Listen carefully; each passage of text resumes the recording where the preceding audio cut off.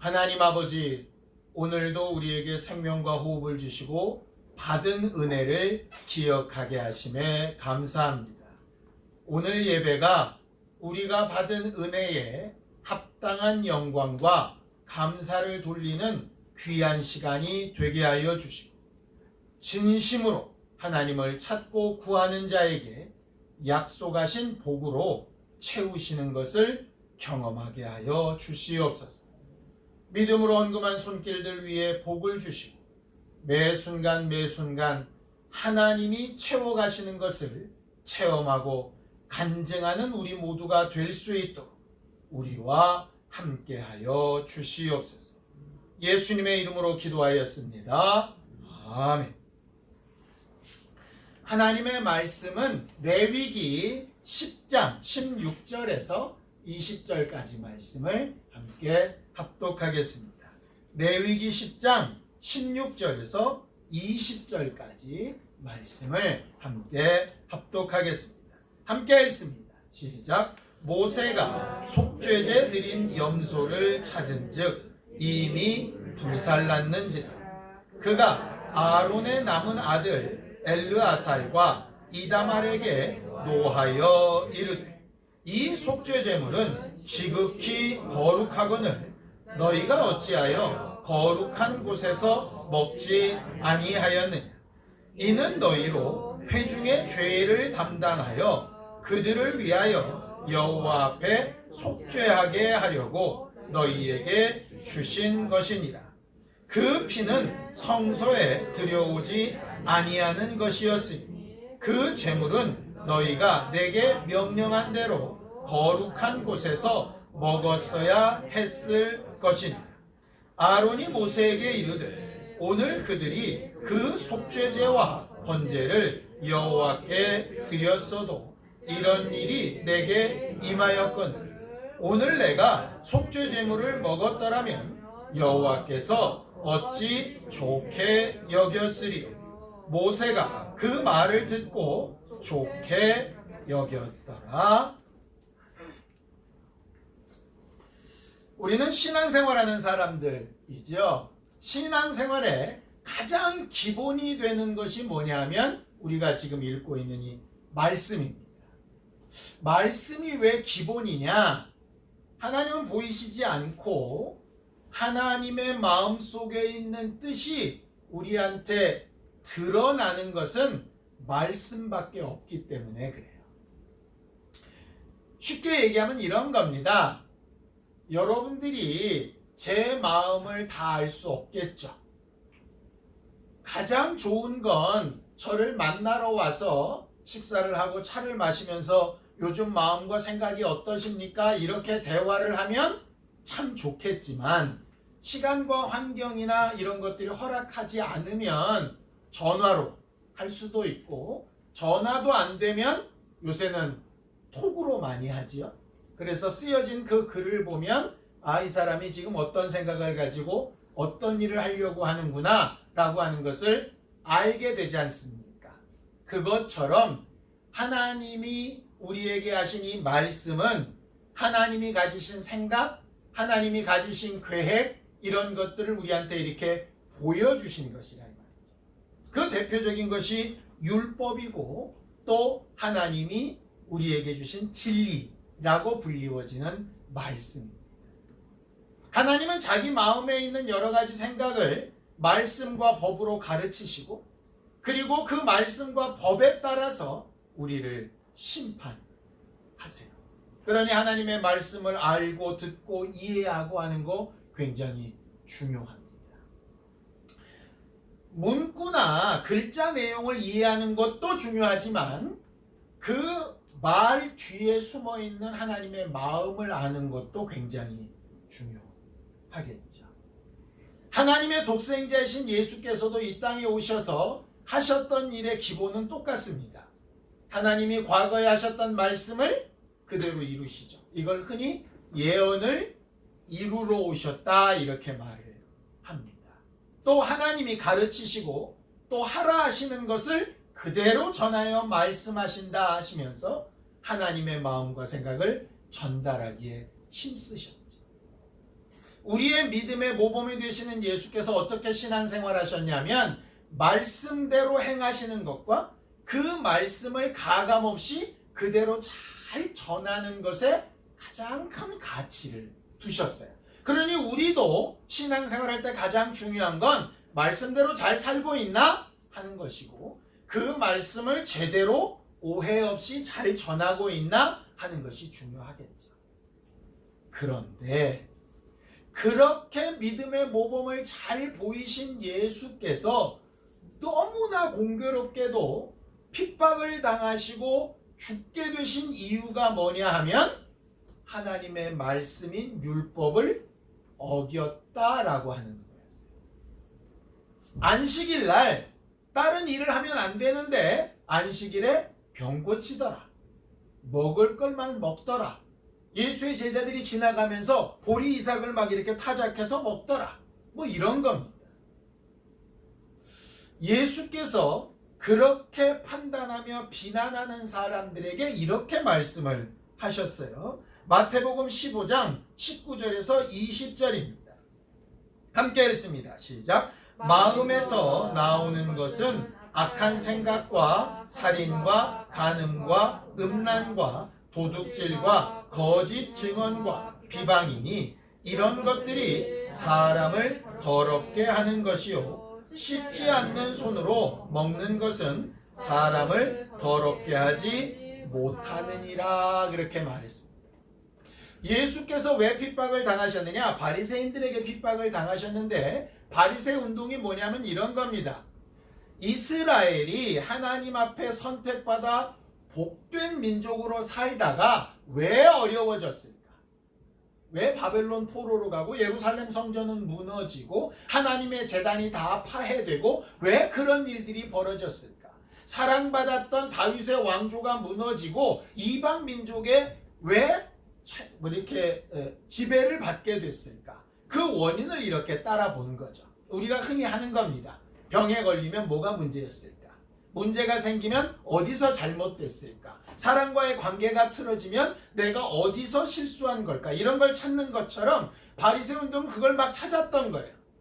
찾아서 내린 결론이 뭐냐? 하나님의 말씀대로 안 살아서 그런 거죠. 안식일을 어기고 11조를 도둑질하고 뭐 이런 거였습니다. 제사를 잘못 드리고 그랬으니 다시 이런 잘못이 반복되지 않으려면 하나님의 말씀대로 제대로 잘 살아야 되겠다. 정말 좋은 생각이죠? 절대로 나쁜 생각 아닙니다. 그래서 그런 판단으로 누구보다 열심히 말씀대로 최선을 다하여 잘 살았던 사람들이 바리새인들입니다. 근데 문제가 있었어요. 그들은 어떻게 하면 말씀을 행동으로 잘 지킬까에 최고의 관심이 있었습니다.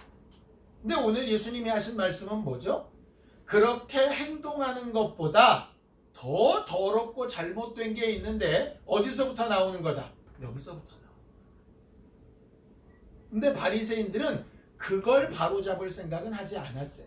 그래서 예수께서 이렇게 말씀하시는 겁니다. 니들 참 이상하다. 니들 소나 양이 우물에 빠지면 안식일이라도 건져도 된다라고 말하면서 수십 년 동안 아파서 괴로워했던 여자를 안식일날 병 고쳤다고 잘못했다고 하냐?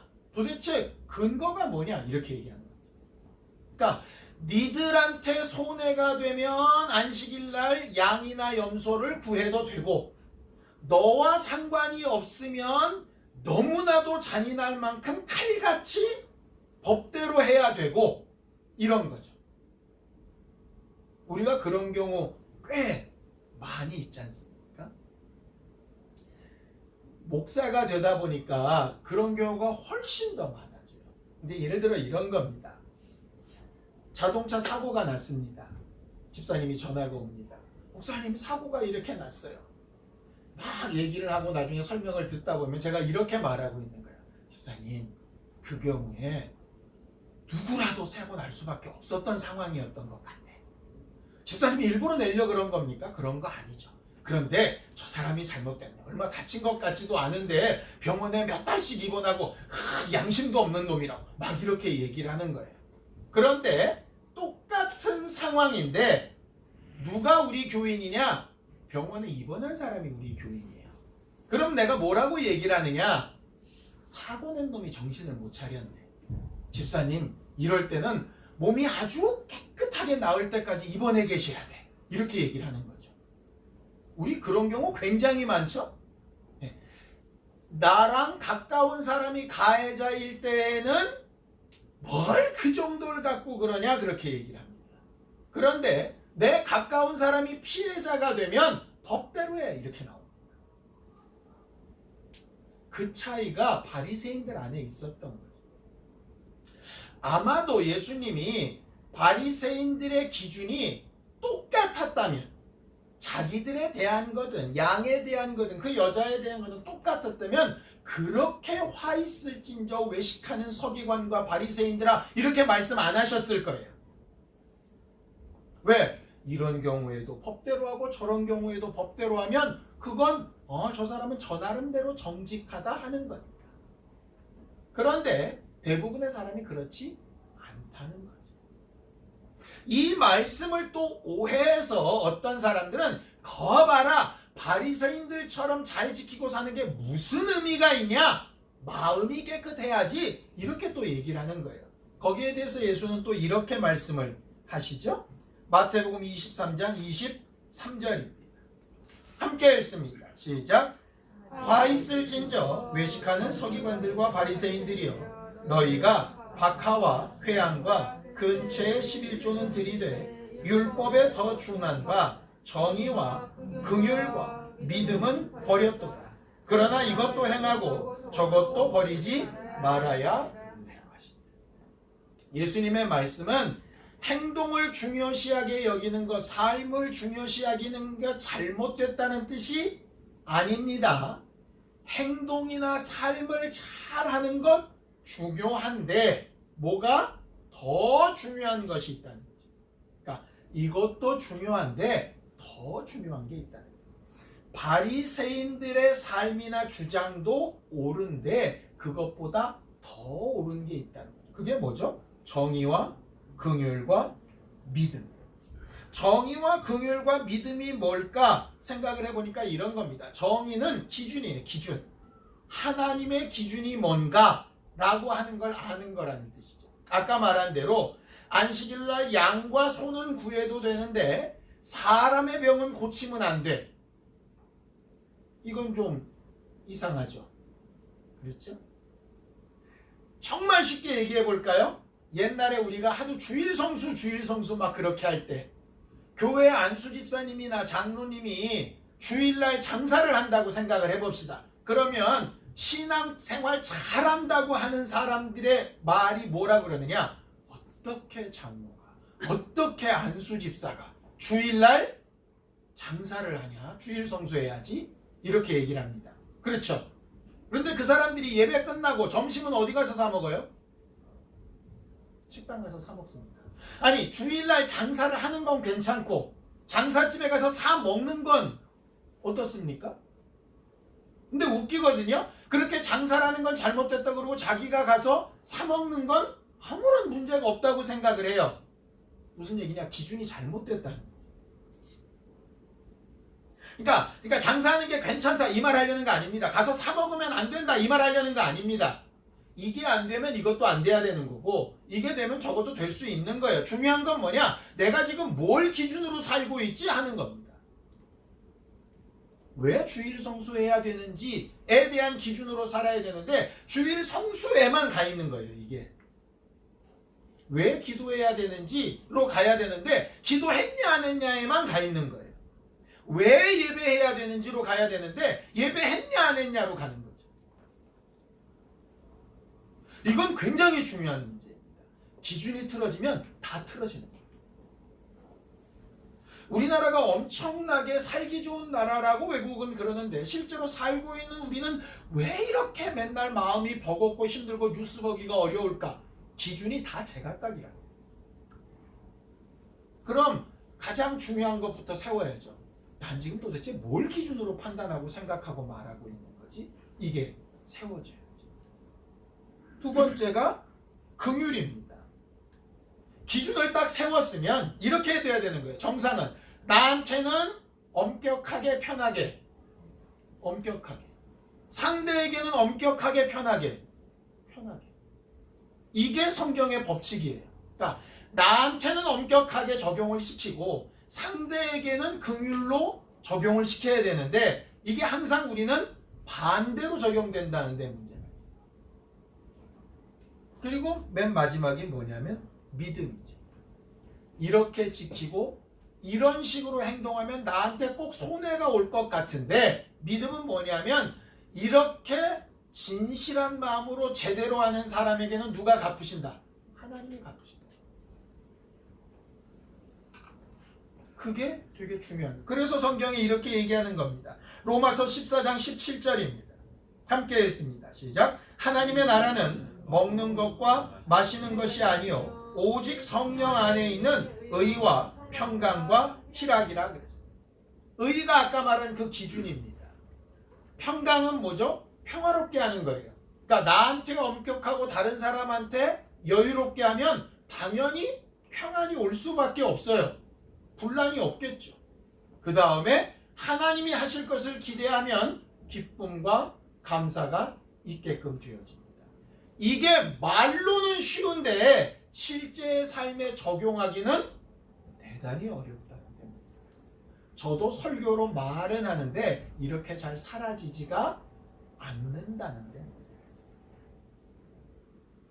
오늘 성경 본문에는 율법 사회, 그것도 율법의 제사법을 가장 적나라하게 설명하는 레위기에서 우리가 평소에 알고 있는 생각과 전혀 다른 판단이 나온 얘기를 오늘 하려고 합니다.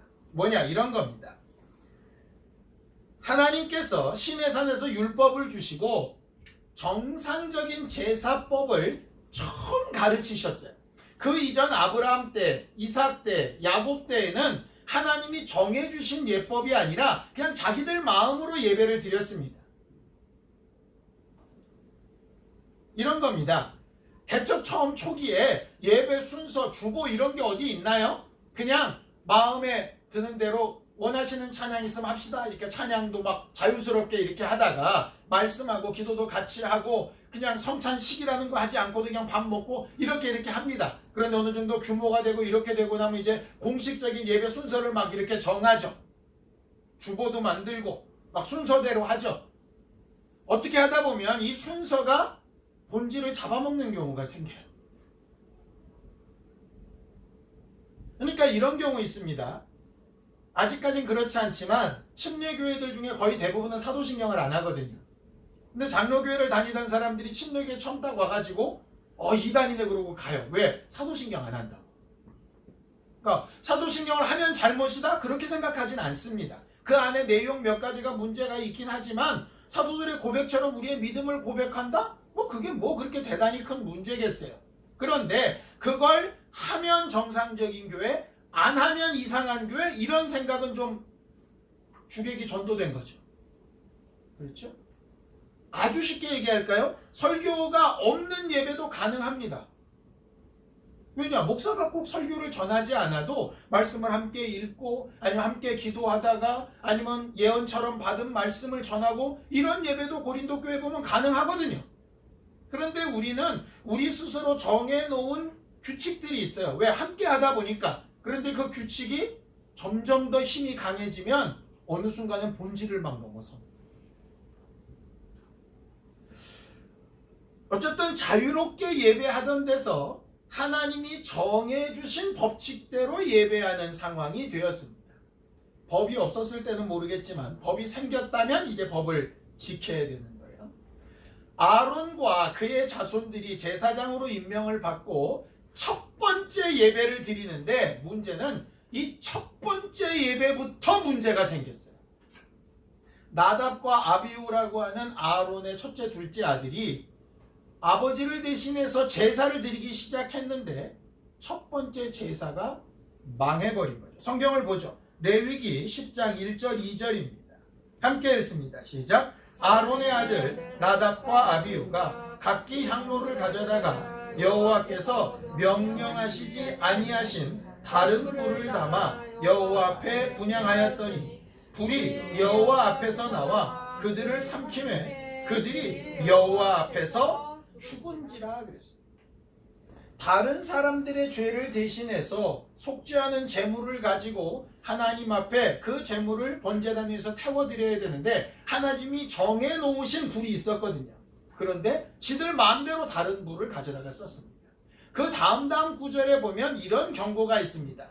제사장들 술 취하지 말아라, 이런 말씀이 따라 나와요. 이게 왜 따라 나왔을까 보면 대부분의 성경학자는 아마도 나답과 아비후가 술 먹고 제사를 드린 것 같아요. 그러니까 이게 지 감정이나 지 생각을 제대로 컨트롤하지 못한 상태에서 예배를 인도한 거죠. 쉽게 얘기하면 목사가 술 먹고 취해서 올라와서 막 설교 시간에 헛소리한 거랑 똑같은 거예요. 그 죄로 나답과 아비후가 하나님께서 내리신 불에 타서 그 자리에서 죽어버립니다. 자, 아론의 입장에서 생각해 봅시다. 우리는 지난주에 독자가 죽었던 과부 예를 봤었죠. 아론 생각해 봅시다. 아론은 대제사장이 되고 싶었습니까? 아닙니까? 되고 싶지 않았습니다.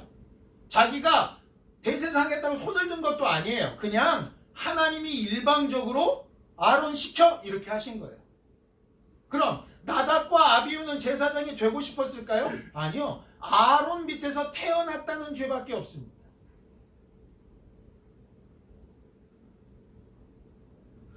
일반 사람들은 잘 이해 못하는 겁니다. 아마 근데 신령이나 신인은 이해할 것 같아요. 내가 목사 아들 딸로 태어나고 싶었던 적은 없는데 아빠가 목사가 되는 바람에 자동적으로 교회에서 목사 아들 딸이 돼버렸어요. 그래서 다른 사람이 하면 아무렇지도 않은 행동이 쟤네 둘이 하면 목사 아들 딸이 왜 저래? 이렇게 얘기를 하는 거예요. 속으로 드는 생각, 내가 하고 싶다 했냐고. 자, 아론도 나답과 아비후도 자기가 하고 싶은 생각이 없었어요. 그냥 하나님이 하라고 하셔서 순종한 것뿐이에요. 순종했는데 불 한 번 잘못 드렸다고 아들이 통째로 2명이나 불살라 죽어버렸습니다. 아론의 입장에서, 아버지의 입장에서 화가 나기도 하고 미안하기도 하고 속상하기도 하고 별의별 생각이 있겠죠. 근데 하나님이 뭐라고 얘기하시냐? 긍휼이 풍성하신 하나님이란 그분이 너무나도 잔인하게 울지도 말고 슬퍼하지도 말고 옷도 찢지 말고 장례도 치르지 말고 뭐부터 하냐? 니들이 실패한 그 예배부터 다른 아들 데리고 가서 다시 드려, 이렇게 얘기합니다. 너무 잔인하죠. 지난주에 봤던 과부의 독자를 보고 눈물을 흘리시는 예수와는 완전히 다른 하나님 같아요. 그런데 말씀대로 해야 되니까 이 아론이 나머지 2 아들 누구냐 하면 엘리아살과 이다말이라고 하는 사람을 데리고 제사를 드립니다. 그리고 2번째 제사에 성공을 해요. 제사 원칙엔 2가지가 있습니다. 대속죄일, 제사장을 위한 속죄, 이런 건 음식을 제사장이 먹으면 안 돼요. 왜냐하면 그게 성소 안까지 들어가니까. 대신 피가 그냥 번제단 뿔에만 발라지거나 그 다음에 일반 백성들의 경우는 기름이나 이런 것들만 하나님 앞에 드리고 나머지 거는 다 제사장들이 먹는 음식으로 주어진 겁니다. 왜? 제사장들은 따로 땅이나 이런 곡식을 할 만한 기업이 없었으니까. 자, 그렇게 먹어야 되는데 모세가 이제 법대로 잘 먹는지를 확인하려고 그렇게 속죄제물 드렸던 염소 어딨냐 찾았더니 다 불태워 없애버렸다는 거예요. 아니, 방금 전에 불을 잘못 들여서 죽었잖아요. 그런데 또 법을 어긴 거예요. 모세가 너무너무 화가 나는 거죠. 아니, 금방 둘이 죽었는데 또 법을 어디서 죽일 거냐. 도대체 이유가 뭐냐. 하나님에 대한 반항이냐, 아니면 그렇게 아직도 정신을 못 차려가지고 막 헤매고 있는 거냐, 아니 모르면 좀 물어보든가. 충분히 그렇게 얘기할 수 있지 않겠습니까? 근데 거기에 아론이 오늘 이렇게 대답을 하는 거예요. 자, 레위기 10장 19절입니다. 함께 읽습니다. 시작. 아론이 모세에게 이르되 오늘 그들이 그 속죄제와 번제를 여호와께 드렸어도 이런 일이 내게 임하였거든.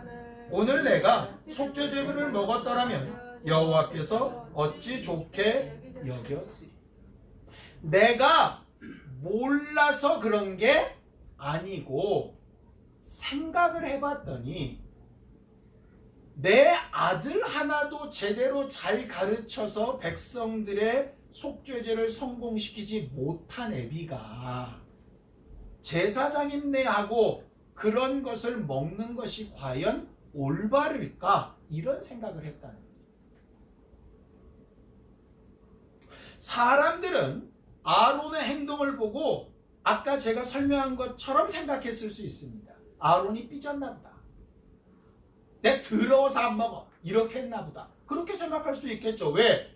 그들은 아론의 마음이 안 보이니까. 행동만 보이니까. 그 행동을 판단하는 기준이 대부분 누군지 압니까? 네. 그러니까 이렇게 얘기하는 거죠. 보통 나 같으면 그렇게 했을 것 같아. 이런 거예요.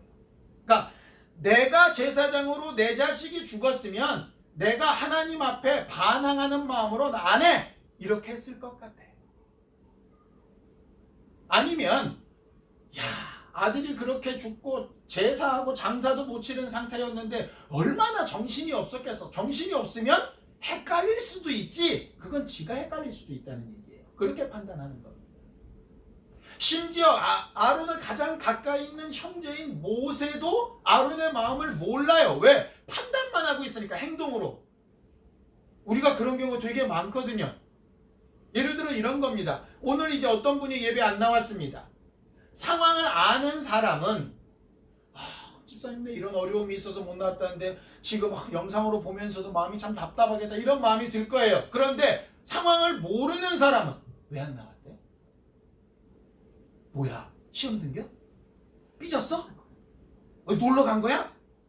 상상의 나래를 펼칩니다. 왜? 사정도 모르면서 나 같으면 그랬을 것 같아, 이렇게 예상을 하는 거죠. 뭐만 보고? 나타난 결과만 보고. 우리가 흔히 살다 보면 사람들한테 내가 어떻게 비칠까를 굉장히 우리가 고민하면서 삽니다. 목사이다 보면 이런 얘기를 많이 듣습니다.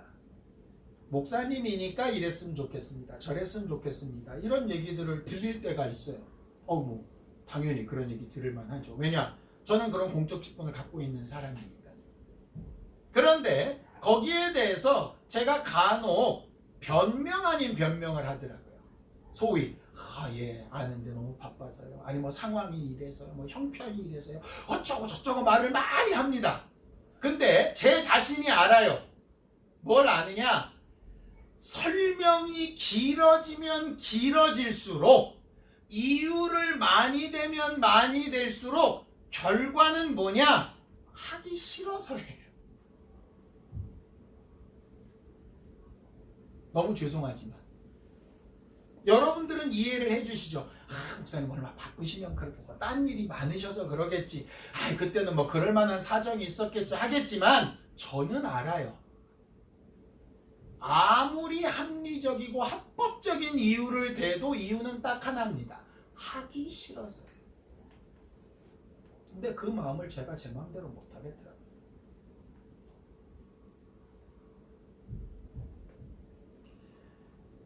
저희 가족이 저한테 간혹 놀리듯 말하는 게 있습니다. 제가 굉장히 맵찔이거든요. 맵찔이가 뭔지 아십니까? 매운 거 잘 못 먹는 사람이에요. 조금만 뭘 먹어도 매워요. 그런데 이상하게 고기는 매워도 먹어요. 웃기죠? 그러니까 맵기가 절대적인 기준이 아닌 거예요. 내가 너무 좋아하면 그 기준이 어느 선을 막 넘어가요. 그러니까 하고 싶으면 그 기준을 넘어가요. 하기 싫으면 무슨 이유를 갖다 대서라도 할 수 없는 상황을 딱 만들어요. 그리고 그 뒤로 딱 숨는 거죠. 사람들은 속거나 혹은 이해해 주거나 눈 감아줘요. 그런데 문제는 뭐냐? 하나님은 안 그러신다는 데에 문제가 있어요. 성경을 좀 보죠. 시편 51편 17절입니다. 함께 읽습니다. 시작. 하나님께서 구하시는 제사는 상한 심령이라. 하나님이 상하고 통회하는 마음을 주께서 멸시하지 아니하시. 여러분들 생각을 한번 해봅시다. 나답과 아비후는 불을 잘못된 것을 들여서, 쉽게 얘기하면 하나님의 법을 어겨서 한마디 찍소리 못 내고 불에 타서 죽었습니다. 그렇죠? 그런데 아론하고 엘르아살과 이다말은 먹어야 되는 걸 먹지 않고 싸그리 법을 어겨서 태웠는데 안 죽습니다. 뭔 차이입니까? 아니, 둘 다 법을 어겼다니까요. 하나는 불 잘못 들였고 하나는 먹어야 되는데 안 먹고 다 태워버렸어요. 둘 다 법을 어겼어요. 그러면 우리가 생각하는 공의 하나님이면 얘를 죽였으면 얘를 죽여야 되고 얘를 살렸으면 얘도 살려야지. 그런데 왜 얘는 죽이고 얘는 살리냐고. 이유가 뭐냐고요. 아까 읽은 시편 그 부분. 하나님이 구하시는 건 법을 어겼냐 안 어겼냐 중요하지 않다는 게 아니다. 중요하다. 그런데 그것보다 더 중요한 게 있다. 그게 뭐예요? 마음이에요. 왜 그렇게 했느냐. 왜 그렇게 했느냐. 제가 개척을 하면서 여러분들한테 굉장히 자유를 드렸던 부분이 있습니다. 뭐죠? 예전 같으면 절대로 용납되지 않는 주일날 어디 가는 거. 시골에 부모님 만나러 가든가 친척을 만나러 가든가 가족들끼리 여행을 가거나 아니면 어떤 모임을 가거나 이래서 예배 빠지는 거. 과거 같으면 여러분들 상상이나 했었습니까? 상상 못했죠. 근데 처음에는 그런 게 너무 힘들었지만 지금은 너무 자연스러우시죠. 왜? 7년 동안 제가 계속 똑같은 얘기를 하니까 괜찮아 이렇게 하는 겁니다. 근데 거기에 절대적으로 여러분들이 마음속에 딱 둬야 될 게 있습니다. 진심이 어디냐. 제가 그때 말씀드렸죠. 주의를 성수해야 되니까 부모님한테 못 내려간다? 그래서 부모님을 전도할 기회가 없었다? 말이 안 되는 거네. 그걸 위해서라면 예배를 빠지고서라도 가서 부모님과 함께 가서 전도해라. 거기서 그냥 시편 23편을 함께 외우고 주기도만 하더라도 거기 가서 예배해라. 그게 하나님 보시기에 더 합당한 예배일 수 있다. 그게 여행의 형태든 모임의 형태든 좋다. 영혼을 살리는 일이라면 그렇게 해도 괜찮다. 이렇게 말씀을 드렸어요. 그런데 어느 순간에 뭐가 없어졌느냐. 여러분들 머릿속에 영혼을 살리기 위해서는 없어진 것 같아요. 지금. 왜 전에는 괜찮다 근데 이제 와서 그래. 그 말이 아닙니다. 저는 똑같은 얘기를 계속하고 있는 거예요. 앞으로도 여러분들 마음속의 진심이 이렇게 해서 저 영혼을 살려야 되겠다. 이렇게 하는 게 영혼을 위한 일이 맞다라고 한다면 얼마든지 한 주도 좋고 몇 년도 좋고 심지어 다른 교회에 가서 신앙생활하는 것도 저는 얼마든지 좋다고 늘 말씀을 드립니다. 여기 있는 교회보다 훨씬 더 신앙생활을 잘할 수 있다면 어디라도 가셔서 신앙생활 잘하시면 여러분들 진심대로 행동하시면 돼요. 근데 그 진심은 누가 아냐? 저도 몰라요. 여러분들 스스로와 하나님만. 그러니까 자유롭게 선택하시면 돼요. 하나님 앞에 정직한. 제발 꾸미지 말고. 여러분, 예수께서 가장 비난하셨던 죄 중에 하나가 외식이라는 죄입니다. 외식은 원래 안 그런데 그럴듯하게 꾸민다는 말이에요. 그런데 그 헬라의 가장 기본적인 내용은 뭐냐면요.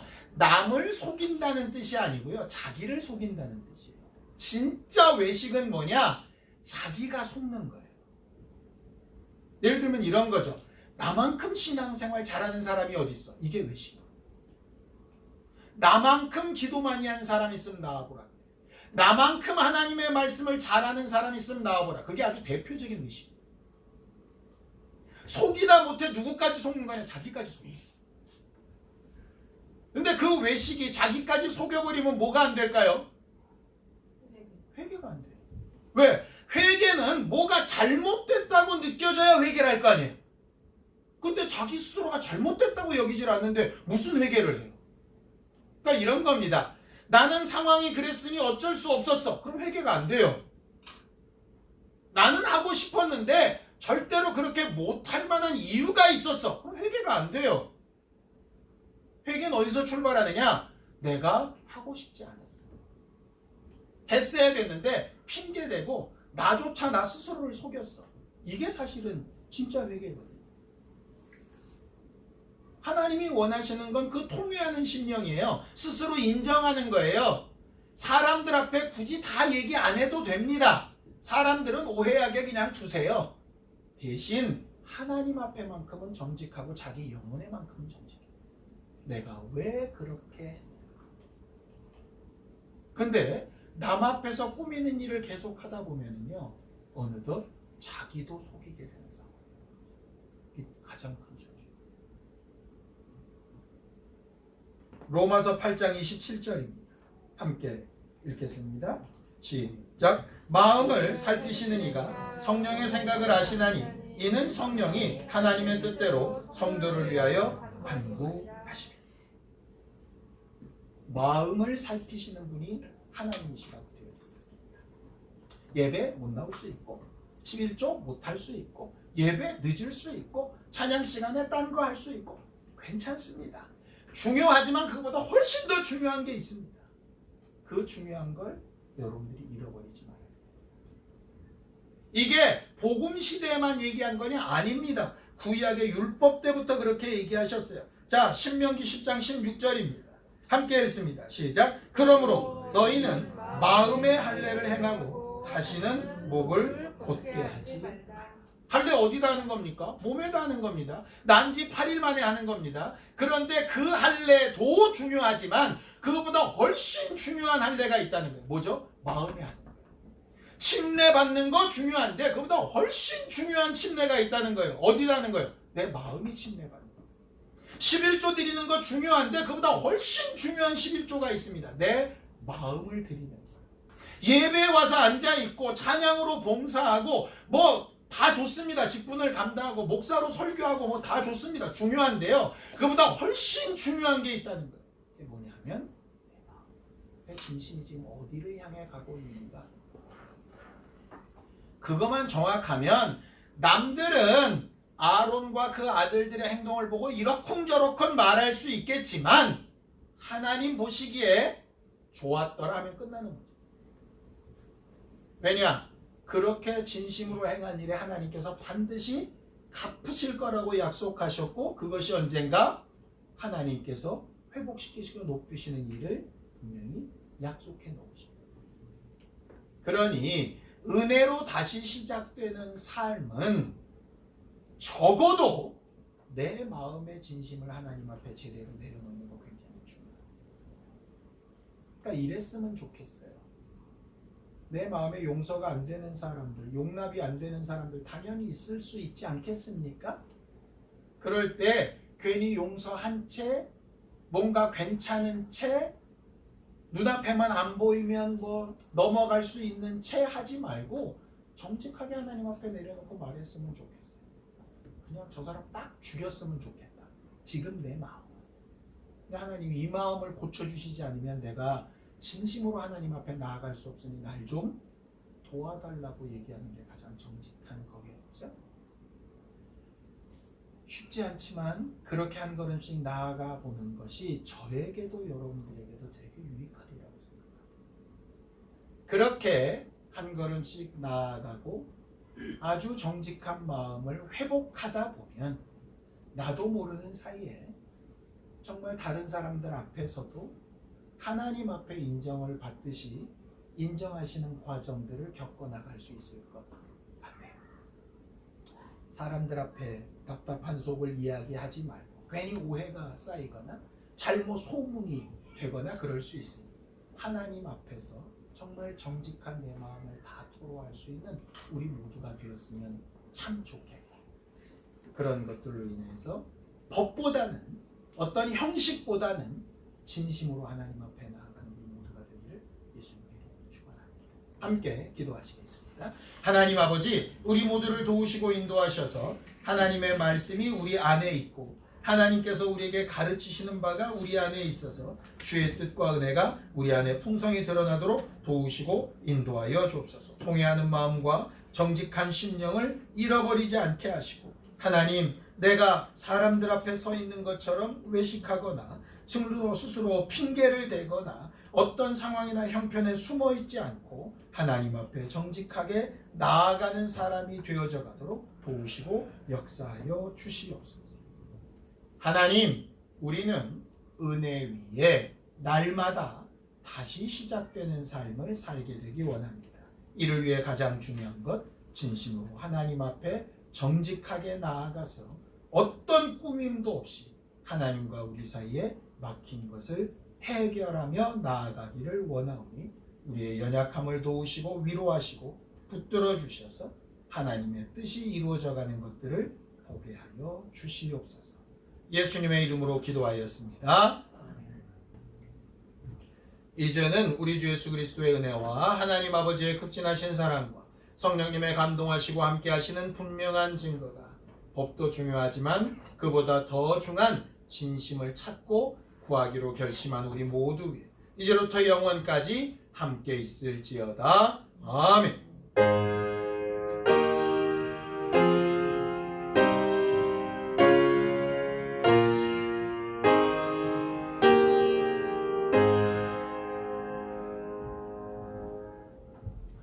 이번 한 주간도 하나님 앞에 진심 행복한 시간들을 가지시게 되기를 예수님의 이름으로 축원합니다. 감사합니다. 수고하셨습니다.